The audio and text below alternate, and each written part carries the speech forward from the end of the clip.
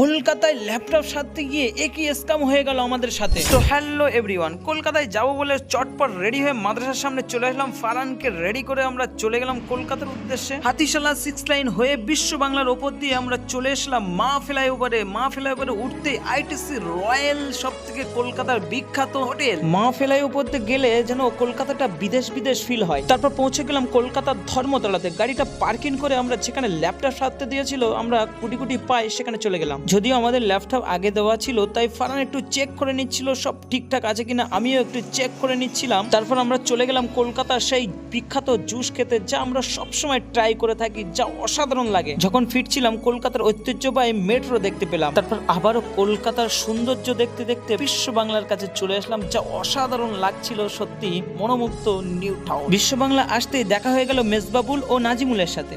ওদেরকে নিয়ে চলে আসলাম ডাউন টাউনের ম্যাক্সে। সেখানে কিছু জিনিস কেনাকাটা করলাম। কেনাকাটা করে বাইরে আসার সময় দেখা হয়ে গেল খালাতো ভাইয়ের সাথে, যা সত্যি অসাধারণ একটা মুহূর্ত। ওখান থেকে সাপুরজি চলে আসলাম, একটু খাওয়া দাওয়া হলো। তারপর আমরা বাড়ির দিকে চলে আসলাম।